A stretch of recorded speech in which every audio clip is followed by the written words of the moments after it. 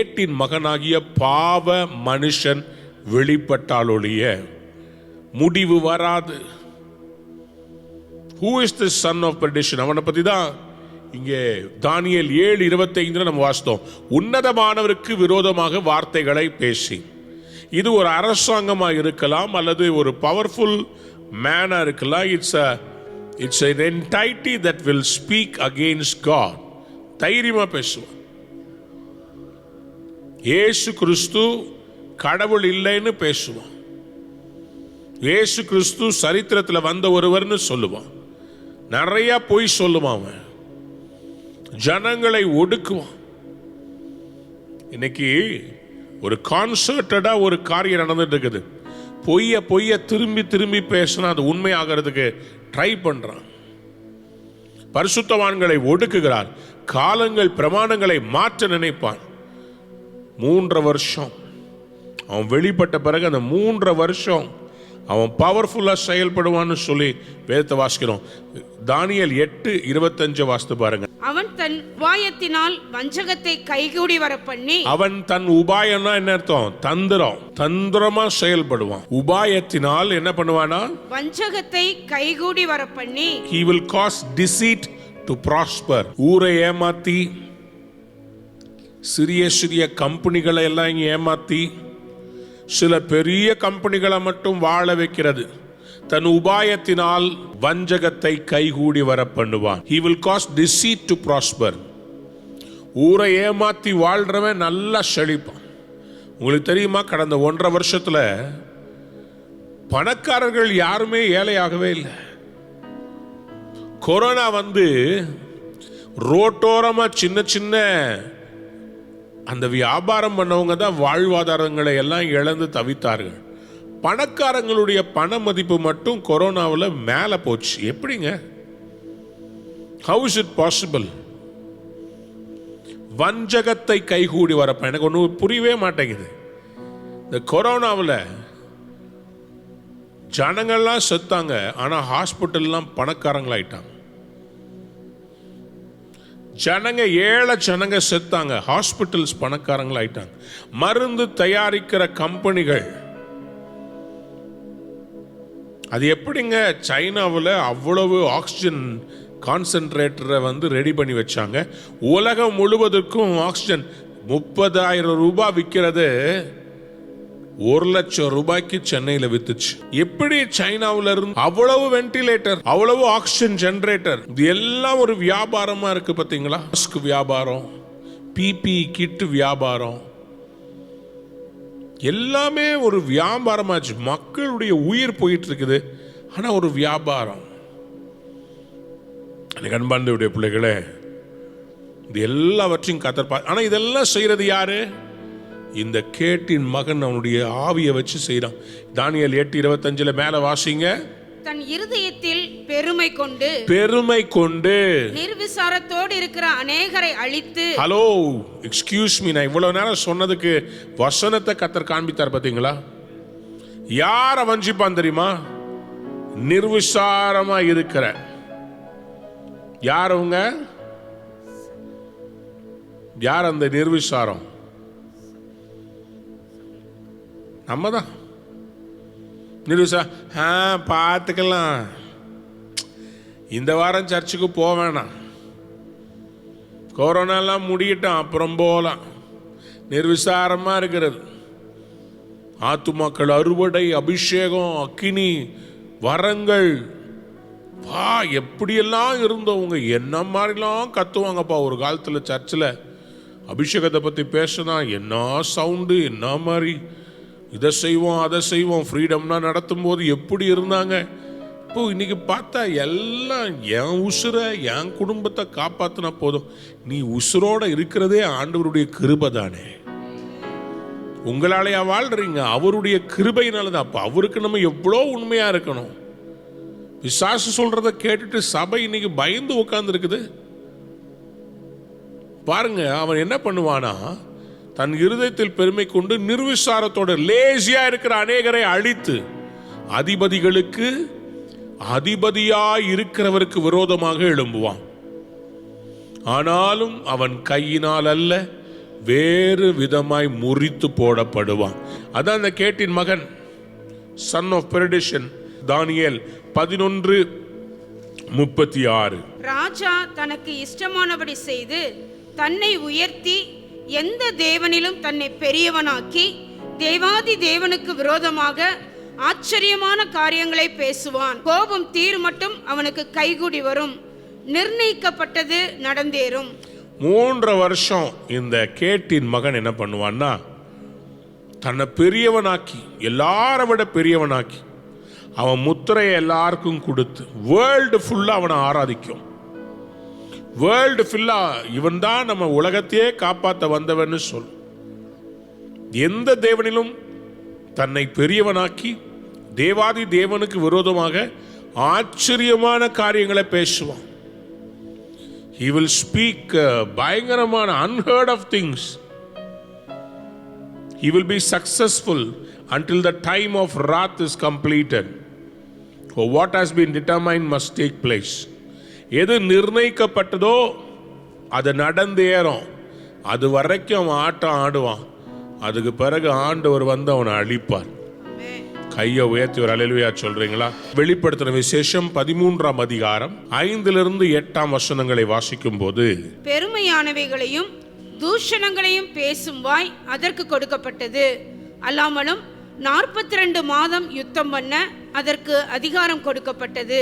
அது தேவனை தூஷிக்கும்படி தன் வாயை திறந்து அவருடைய நாமத்தையும் அவருடைய வாசஸ்தலத்தையும் பரலோகத்தில் வாசமாயிருக்கிறவர்களையும் தூஷித்தது. மேலும் பரிசுத்தவான்களோட யுத்தம் பண்ணி அவர்களை ஜெயிக்கும்படிக்கு அதற்கு அதிகாரம் கொடுக்கப்பட்டதும் அல்லாமல் ஒவ்வொரு கோத்திரத்தின் மேலும் பாஷைக்காரர் மேலும் ஜாதிகள் மேலும் அதற்கு அதிகாரம் கொடுக்கப்பட்டது. உலக தோற்றம் முதல் அடிக்கப்பட்ட ஆட்டுக்குட்டியினுடைய ஜீவ புஸ்தகத்தில் பெயர் எழுதப்பட்டிராத பூமியின் குடிகள் யாவரும் அதை வணங்குவார்கள். இதுதான் நடக்கும். இந்த கேட்டின் மகன், இந்த son of perdition, when he comes, கொஞ்சம் யோசித்து பாருங்க என்னெல்லாம் செய்வான்னு சொல்லி அங்க போட்டிருக்கு. 42 மாதம், ஒரு வருஷத்துக்கு 12, 3 வருஷம்னா 36, இன்னொரு 6 சேர்த்தா 3.5 வருஷம், 3.5 years. நோட் பண்ணிக்கோங்க. those 3.5 years will be tough. He will speak blasphemous things. He was given power to wage war against God's holy people. கர்த்தருடைய ஜனங்களுக்கு விரோதமா அவன் யுத்தம் பண்றதை நீங்க பாப்பீங்க. உலகம் முழுவதும் அவனை வணங்குவார்கள், அவன் முத்திரையை ஏற்றுக்கொள்வார்கள். ஆனா யாரை வணங்குவாங்க தெரியுமா? ஜீவ புஸ்தகத்துல பேர் எழுதப்படாதவங்க வணங்குவாங்க. நம்ம வணங்க மாட்டோம். கைகளை உயர்த்தி அல்லேலூயா சொல்றீங்களா? We will not bow down to the idols of Baal. நாம் இந்த பாகாலுக்கு வணங்க மாட்டோம். நம்ம இந்த அந்தி கிறிஸ்துவை எதிர்த்து நிற்போம். கையை உயர்த்தி ஒரு அல்லேலூயா சொல்லுங்க. எல்லாம் சொல்லுங்க, ஆன்டி கிரைஸ்ட். இவனுடைய அந்த கிரியை தான் இப்ப நடந்துகிட்டு இருக்குது. ஒன் வேர்ல்ட் ஆர்டர் கொண்டு வர்றதுக்கு ட்ரை பண்ணிக்கிட்டு இருக்கிறாங்க. This is what Satan is trying to do. He is trying to cause chaos. He is trying to bring fear, confusion in the minds of believers and the unbelievers, and then he will come as a solution provider. இந்த solution நல்லா இருக்குதேன்னு ஏத்துக்கும் போது he will show his true colors. He will say, you got to serve me, worship me. அவன் போய் எருசலேம்ல உட்கார்ந்து தன்னை தெய்வம் என்று சொல்லுவான், தன்னை வணங்க சொல்லுவான், வணங்காதவர்களை உபத்திரப்படுத்துவான், முத்திரையை பெற்றுக்கொள்ள வேண்டும் என்று சொல்லுவான். முத்திரையை பெற்றுக்கொண்டா அவங்களுக்கு ஜீவ புஸ்தகத்துல பெயர் கிடையாது. ஜீவ புஸ்தகத்தில் பெயர் எழுதப்படாதவங்க எல்லாம் முத்திரையை வாங்கிக்குவாங்க. The son of perdition, கேட்டின் மகன் வெளிப்பட வேண்டும். So Paul is advising the believers about the last days. What is imminent and what is immediately going to happen? First இதெல்லாம் நடக்கும். ஆண்டவர் வருவார்னு கேள்விப்படுறீங்க. அவர் வர்றதுக்கு முன்னாடி இதெல்லாம் சைன்ஸ். ஆண்டவராகிய இயேசு கிறிஸ்துவினுடைய கடைசி கால எச்சரிக்கைகள் மத்திய 24 இருக்குது, மார்க் 13ஆம் அதிகாரத்தில் இருக்குது. If you have any doubts, just go back and read those things. You will understand what will come to the world, what will become of the world in the last days. கடைசி நாட்களில் என்னென்ன நடக்கும், விசுவாச துரோகம், உலகத்தில் என்ன நடக்கும், தேவனுடைய சபையில் என்ன நடக்கும். இப்போ இங்க 2 தெசலோனிக்கேயர் 2ஆம் அதிகாரத்தில் தொடர்ந்து அந்த அந்த அந்த மனுஷன், அந்த கேட்டின் மகன், son of perdition, the Antichrist, அவன் என்ன செய்வான்? 4ஆம் வசனத்தை வாசிங்க. அவன் எதிர்த்து நிற்கிறவனாயும் he will always oppose things. அப்புறம் தேவன் எனப்படுவது எதுவோ, ஆராதிக்கப்படுவது எதுவோ, அவை எல்லாவற்றிற்கும் மேலாக தன்னை உயர்த்துகிறவனாயும், தேவனுடைய ஆலயத்தில் தேவன் போல உட்கார்ந்து தன்னைத்தானே தேவன் என்று காண்பிக்கிறவனாயும் இருப்பான். ஃபர்ஸ்ட் பாருங்க, அவன் எதிர்த்து நிற்கிறவனாய் இருப்பான். he will always stand against. he will not stand for. கர்த்தர் உங்கள் பட்சத்தில் நிற்பார். சொல்லுங்க அல்லேலூயா. நீதிமான்களுக்கு கர்த்தர் துணை. God is for us, he is not against us, but the son of perdition will stand against us. அவனுக்கு தேவை பரிசுத்தம் இல்லை, அவனுக்கு தேவை நீதி இல்லை, அவனுக்கு தேவை ஆராதனை. அதனால தானே அவன் பரலோகத்திலிருந்து தள்ளப்பட்டு அவன் பிசாசா மாறினான். The main problem is he wants all the worship. He doesn't like worship going to the Trinity. He wants the worship for himself. So அவன் என்ன பண்ணுவான்? கர்த்தத்துவத்துக்கு எதிர்த்து நிற்பான். He will be standing against the government of God. He will be standing against the government of God, which is the church. நமக்கு ஒரு ராஜ்யம் இருக்குது. We have a kingdom, we have a king, and we have a government. We have a heavenly government. சொல்லுங்க அல்லேலூயா. நீங்களும் நானும் அந்த பரலோக கவர்மெண்ட்டுடைய members. We are representatives. சொல்லுங்க ஆமென். எப்படி ஒரு 100க்கு அதிபதி இருக்கிறானோ அதே மாதிரி கர்த்தர் நம்மளையும் இந்த பூமியில சில பேருக்கு மேல அதிபதியா ஏற்படுத்தி வச்சிருக்கிறார். அவங்க ஆத்துமாக்களுக்கு உத்தரவாதம் கொடுக்கும்படி கர்த்தர் அவளை உயர்த்தி வச்சிருக்கிறார். So we are called. அவன் என்ன பண்றான்னா பாருங்க, அவன் எதிர்த்து நிற்கிறவனா இருப்பான். ரெண்டாவது, தேவன் எனப்படுவது எதுவோ, what is God, what is God, ஆண்டவர் சொல்றது அவை எல்லாவற்றிற்கும் மேலாக தன்னை உயர்த்துவானா. whatever is about God, he will always say that is inferior, I am superior. ஆண்டவருக்கு மேல தன்னை உயர்த்துவான். இதுதானே அவன் வீழ்ச்சிக்கு காரணமே. the reason why he fell down is because of this character of him. அவன் கர்த்தருக்கு மேல தன்னை உயர்த்தினான். ஆனா கர்த்தர் இன்னைக்கு உங்களுக்கு எனக்கும் அவனை எதிர்த்து நிக்க சொல்றாரே தவிர அவன் முத்திரையை வாங்க கூடாது. சத்தமா ஒரு ஆமென் சொல்லுங்க. ஹல்லேலூயா சொல்லுங்க. அல்லேலூயா. Listen very very carefully. 1 கொரிந்தியர் 8ஆம் அதிகாரம் 5ஆம் வசனத்தை வாசிங்க. வானத்திலேயும் பூமியிலேயும் தேவர்கள் எனப்படுகிறவர்கள் உண்டு. இப்படி அநேக தேவர்களும் அநேக கர்த்தாக்களும் உண்டாயிருந்தாலும் பிதாவாகிய ஒரே தேவன் நமக்கு உண்டு. கைகளை உயர்த்தி ஒரு அல்லேலூயா சொல்றீங்களா? பவுல் கொரிந்து சபைக்கு சொல்றாரு, வானத்துல பூமியில தேவர்கள் எனப்படுகிறவர்கள். அப்படின்னா என்ன அர்த்தம்? They are not gods, but they call themselves God. First of all, understand, மத்த entities பார்த்து don't ever compare Jesus Christ with any of them. Hello, ஒரு ஆமென் சொல்லுங்க. பக்கத்துல பார்த்து சொல்லுங்க, கம்பேர் பண்ணாதீங்க. எல்லா விக்கிரகத்தினுடைய போட்டோ வச்சு நடுவில் ஜீசஸ் கிரைஸ்ட வச்சுட்டு அவரும் தெய்வம்னு சொல்லாதீங்க. that is wrong. இவர் தேவர்களுக்கெல்லாம் தேவனாய் இருக்கிறார். உண்மையுள்ளவர் அவர்தான். கர்த்தத்துவம் அவர் தோளின் மேல் இருக்கும். The government shall be upon his shoulders. The government shall be upon his shoulders.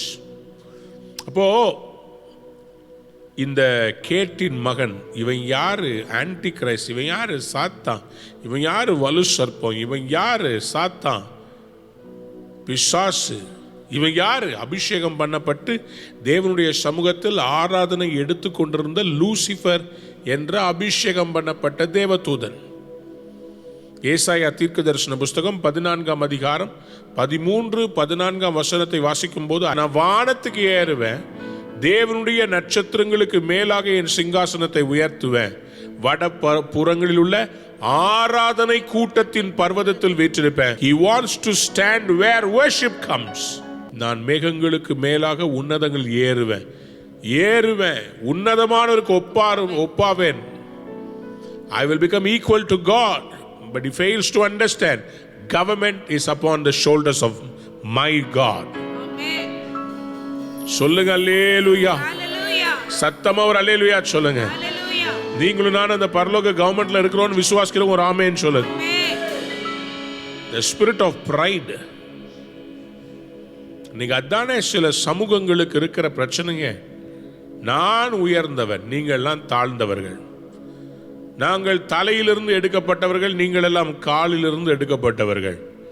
நாங்க தான் கடவுளுக்கு பூஜை செய்ய வேண்டும், நாங்க தான் கடவுளுக்கு ரொம்ப க்ளோஸ், நீங்கள் எல்லாம் இல்லை. He always has this pride in his heart.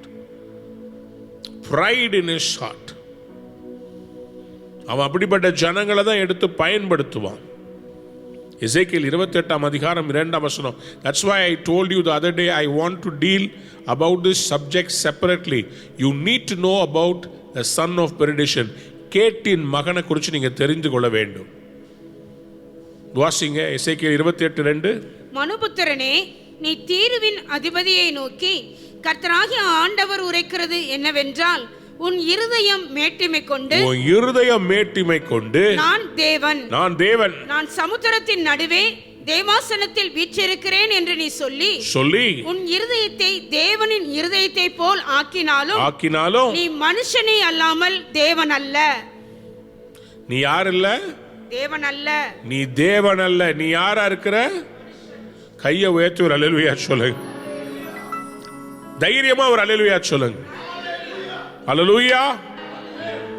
நீ மனுஷனே அல்லாமல் நீ யார் இல்ல? You are not God. எல்லாரும் சொல்லுங்க, நீ தேவன் அல்ல. சொல்லுங்க. தன்னை பெரிய ஆளா காண்பிக்கிறது எல்லாம் என்னங்க? தெய்வம் அல்ல. கர்த்தர் ஒருவரே தெய்வம். கர்த்தரே தெய்வம். எல்லாரும் சொல்லுங்க, கர்த்தரே தெய்வம், இயேசுவே தெய்வம். இதுதான் அவனுக்கு பிடிக்காது. இந்த தொனி, இந்த வைராக்கியம் உள்ளவங்களை பார்த்தாலே அவனுக்கு பிடிக்காது. உங்களை ஏன் பிசாசு டார்கெட் வச்சு உங்களை தாக்குறான்னு நினைக்கிறீங்க? நீங்க மற்றவங்களை மாதிரி, if you bow down before the gods of the world, Satan will be happy with you and you will not be at the target. The problem is you are consistently standing against his kingdom. You are a problem for him. That is why he is persecuting you. உங்களையே உபத்திரவப்படுத்துறான்னா நீங்க கன்சிஸ்டண்டா அவனை ஒடுக்குறீங்க. அவனை பார்த்து நீ மனுஷனே அல்லாமல் தேவன் அல்லன்னு சொல்லி பிசாசை அடிக்கடி பார்த்து சொல்றீங்க. அதனாலதான் அவனுக்கு கோபம். என்னை எவ்வளோ பேர் வணங்குறாங்க தெரியுமா, நீ மட்டும் என்ன எதிர்த்து நிக்கிற? எனக்கு உண்மையான தெய்வம் தெரியா, எனக்காக ஜீவன் கொடுத்தவர் என் இயேசு. என் உயிரை கேட்கல, என் ரத்தத்தை கேட்கல. சாபத்தினால் நீ இப்படிதான் சாவன்னு சொல்லி என்ன சொல்லல. சாபத்தை தன்மேலே ஏற்றுக்கொண்டவர், பாவத்தை தன்மேலே ஏற்றுக்கொண்டவர். அவருடைய தழும்புகளால் நான் சுகமானேன். இந்த கேட்டின் மகன் அவன் என்ன செய்வானா? தேவனுடைய ஆலயத்தில் தேவன் போல உட்காருவான். நல்ல கவனிங்க. 7 years tribulation period. அந்த 7 years tribulation period உடைய ஃபர்ஸ்ட் half 3.5 years அதில் என்ன நடக்கும்ன்றது தான் நம்ம இங்கே வாசித்துட்டு இருக்கிறோம். Initially he will look like a peacemaker. இந்த அந்தி கிறிஸ்து என்ன பண்ணுவான்னா சகல ஜனங்களுக்கும் விசேஷமாய் இஸ்ரவேலுக்கும் அதை சுற்றி இருக்கிற தேசங்களுக்கு சமாதானம் பண்ணுகிறவன் போல வந்து சமாதானம் பண்ணி வச்சு எல்லாரும் வாங்க, எல்லாரும் எருசலேமுக்கு வரலாம், ஒரு பிரச்சனையும் கிடையாது, அடிச்சுக்காதீங்க அப்படின்னு அவங்களுக்குள்ள ஒரு மாய்மாலமான சமாதானத்தை ஏற்படுத்துவான். கொஞ்ச நாள் நல்லா இருக்கிற மாதிரி இருக்கும், ஆனால் 3 வருஷத்துக்குள்ள ட்ரூ கலர்ஸை காமிப்பான். எருசலேம் தேவாலயத்திலே தன்னை தேவனாக அவன் காண்பிப்பான். He will show himself as God and he will sit on the throne in Jerusalem in Israel. அவன் தன்னை தேவனாக காமிப்பான். And the whole world will see and the whole world will think he is God. The world will think he is savior. ஏன்னா அவன் வஞ்சிப்பான், எல்லாருடைய மனசையும் அப்படியே கவர்ந்து வைப்பான். எல்லாரும் சொல்லுவாங்க பாருங்களேன், ஒரு தேசத்தில் ஒரு ஸ்டேட்லேயே ஒருத்தர் சிஎம் ஆயிட்டார்னா தன்னால் ஜனங்களுடைய கண் பார்வையெல்லாம் யார் மேலே இருக்குது? அந்த சிஎம் மேலே. அது வரைக்கும் சும்மா ஓட்டின ஆட்டோ ஃப்ரண்ட்டில் சிஎம் ஃபேஸை போட்டு உடனே ஒரு கொடியை போடுறாங்க. சும்மா இருக்கிறவன்லாம் அது வரைக்கும் அவர் பேரையே உச்சரிக்காதவன போஸ்டர் போடுறாங்க. அவர் அப்படியே ஒரு ஹீரோவாக காமிக்கிறாங்க. அதே மாதிரி தான் ஒரு தேசத்தில் ஒரு பிரைம் மினிஸ்டர் வந்துட்டு அப்படி தான் பண்ணுறாங்க. அவரை ஒரு ஹீரோ மாதிரி அப்படியே பில்டப். அப்போ என்ன ஆகும்? ஜனங்கள்லாம் ஆராதிக்க ஆராதிக்க அந்த மாதிரி எண்ணமே இல்லாத மனுஷங்களுக்கும் என்ன வரும்னா, என்னை விட்டா யார் இருக்கிறாங்க தமிழ்நாட்டுக்கு? ஆரம்பம் நல்லா தான் இருக்கும், போக போக என்ன ஆகும்னா அந்த மேட்டிமை உள்ள போக போக போக நான் தப்பு செஞ்சா எவன் கேட்க போறான்? என்கிட்ட தான் அத்தாரிட்டி இருக்குதுல்ல, இதுதான் பிசாசு செய்தான், இதுதான் பிசாசு செய்வான். அந்த 3.5 yearsல this is what he will do. அவன் சிங்காசனத்தை வச்சுக்கிட்டு உட்காந்துக்கிட்டு நான் தான் தேவன் காமிப்பான், அடையாளங்களை செய்வான், ஆச்சரியமானவைகளை பேசுவான். அவன் பேசுறதெல்லாம் எல்லாரும் பார்த்து வா வா வா தான் இருக்கவே இருக்குது. இன்டர்நெட்டு லைவா யூடியூப்ல ஸ்ட்ரீம் ஆகும் போலகுது. ஆன்டிகிரைஸ்ட் பேசுறதெல்லாம் பார்த்து வாவ். ஆனா 3 வருஷத்துக்கு அப்புறமா அவன் ட்ரூ கலர்ஸ் அவன் காண்பிக்க ஆரம்பிப்பான். Instead of the lamb, he will slaughter pig and he will take the blood and he will make covenant with the nations. He will bring abomination inside the temple of God. தேவனுடைய ஆலயத்துக்குள்ளே he will bring புறக்கணிக்கப்பட்டவைகளை உள்ளே கொண்டு வந்து வைத்து விக்கிரகங்களை வைத்து ஜனங்களை வழி தப்ப செய்கிற இதெல்லாம் செய்வார். அப்பதான் ஆண்டவர் யுத்தம் பண்ண வருவார். கையை உயர்த்தி ஒரு அல்லேலூயா, சத்தமா ஒரு அல்லேலூயா சொல்லுங்க. தேவனுடைய பிள்ளைகளை, இதைத்தான் பவுல் அப்போஸ்தலன் 2 தெசலோனிக்கேயர் 2ஆம் அதிகாரம் 5ஆம் வசனத்தை சொல்றாரு. Did I not already speak about this? அப்படின்னா பவுல் சபையில் பேசும்போது நீ நன்றாக இருப்பாய், இன்றைக்கு உனக்கு 1 கார் நாளைக்கு 4 காராக மாறுவதாக, 5 வீடுகள் வாங்குவாயாக. இதை மட்டும் பேசல, என் டைம்ஸ் பத்தி சபையை பத்தி எல்லாம் பேசி சொல்லி எச்சரித்திருக்கிறார். சொல்றாரு பாருங்க, வாசிங்க 2 தெசலோனிக்கேயர் 2:5. நான் உங்களிடத்தில் இருந்தபோது இவைகளை சொன்னது உங்களுக்கு ஞாபகம் இல்லையா? ஹலோ, நான் சொன்னனே, ஞாபகம் இல்லை உங்களுக்கு? நான் டீச் பண்ணனே. இப்ப சொல்லுங்க, எத்தனை சபை அந்தி கிறிஸ்துவை பத்தி டீச் பண்ணுது? Because we don't preach about the character of this Antichrist, so many people in the world are getting deceived. தெரிந்து கொள்ளப்பட்டவர்களும் வஞ்சிக்கப்படுவார்கள். The chosen are being deceived. தெரிந்து கொள்ளப்பட்டவர்கள், அபிஷேகம் பெற்றவர்கள் யாருன்னா தெரிந்து கொள்ளப்பட்டவர்கள். The ones who have received the anointing are being deceived today. Where is the zeal? Where is the fervor of the church? Pavul சொல்றான், நான் இதெல்லாம் உங்ககிட்ட இருக்கும் போதே சொன்னேன், ஞாபகம் இல்லையா? 6ஆம் வசனம், அவன் தன் காலத்தில் வெளிப்படும்படிக்கு இப்பொழுது அவனை தடை செய்கிறது இன்னதென்றும் அறிந்திருக்கிறீங்க. யாரு தடை செய்கிறது? சபை. தன் காலத்திலே வெளிப்படும்படிக்கு இப்பொழுது அவனை தடை செய்கிறது என்னதுங்க? சபை. நம்ம தான் சுவிசேஷம், கிறிஸ்துவின் சுவிசேஷம். அன்பார்ந்த பிள்ளைகளே, இந்த அக்கிரமத்தின் ரகசியம் இப்பொழுதே கிரியை செய்கிறது. ஆனாலும் தடை செய்கிற நடுவில் நீக்கப்படும் முன்னே அது வெளிப்படாது. We are living in the last days. வஞ்சிக்கப்படாதிருங்கள். இருக்கிற இடங்கள் அப்படியே கைகளை உயர்த்தி ஆண்டவர்கிட்ட கேளுங்க. ஆண்டவரே, வஞ்சிக்கப்படாதபடி உம்முடைய ஆவியானவர் எங்கள் உள்ளத்தில் தந்து எங்களை வெளிப்படைய செய்யுங்க. We want to be aware. Pavul அப்போஸ்தலன் சொல்றார், ஏனெனில் உங்கள் மனமும் வஞ்சிக்கப்படுமோ என்று நான் பயந்திருக்கிறேன். I am scared that you might also be deceived. கடைசி நாட்களில் we should be careful about deception. எல்லாம் கைகளை உயர்த்தி அப்படியே ஜெபம் பண்ணுங்க. சர்ப்பமானது தன்னுடைய தந்திரத்தினாலே ஏவாளை வஞ்சித்தது போல உங்கள் மனதும் கிறிஸ்துவை பற்றிய உண்மை நின்று விளங்கும்படி கெடுக்கப்படுவோ என்று பயந்திருக்கிறேன். 2 Corinthians chapter 11 verse 3. I am scared that you might also get deceived. My dear children of God, என்னை கேட்டுக்கொண்டிருக்கிற அன்பான விசுவாசிகளே, சபையோரே, இந்த கேட்டின் மகன் வெளிப்படுவதற்கு முன்பாக விசுவாச துரோகம் சபையில் நடக்கும். அதுக்கு நீங்க துணை போயிடாதீங்க. உங்க சபையை நேசிங்க, உங்க ஊழியக்காரரை நேசிங்க, உங்களுக்கு கொடுக்கப்பட்ட அழைப்பை நிறைவேற்றுங்க. Don't fall away from the church. Don't be a part of the rebellion. Always stand for the church. Always stand with God's government.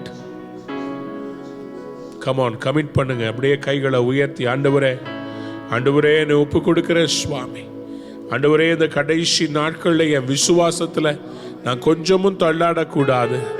உடைய வார்த்தையை நான் படிக்கணும், நான் தெளிவாக இருக்கணும்.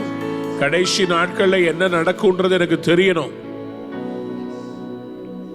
மகா உபத்திரவ காலம் ஆரம்பிக்கிறதுக்கு முன்னாடி ஃபர்ஸ்ட் 3.5 இயர்ஸ்ல இந்த அந்தி கிறிஸ்து எப்படி வெளிப்படுவான்றத கர்த்தர் எங்களுக்கு காண்பித்திருக்கிறீரே. ஆண்டவரே, இது நாட்களுக்கு நாங்கள் ஆயத்தப்பட, இந்த நாட்களுக்காக நாங்கள் கவனமாய் இருக்க எங்களை கிருபை தாரும் அப்பா.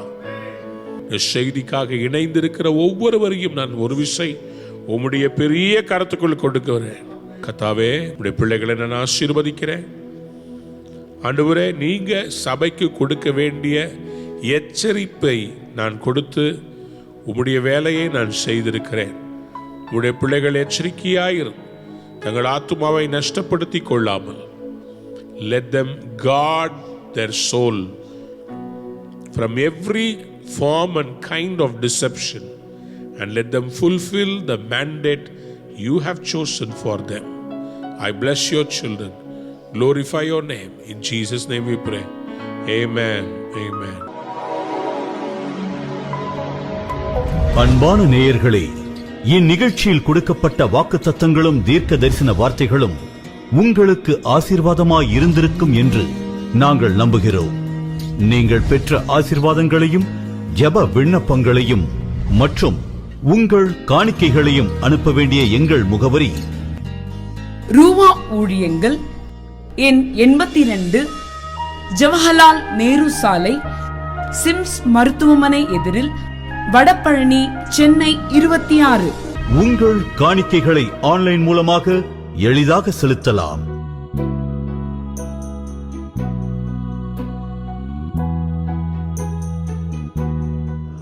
எங்கள் இணையதள முகவரி www.ruhaministries.org.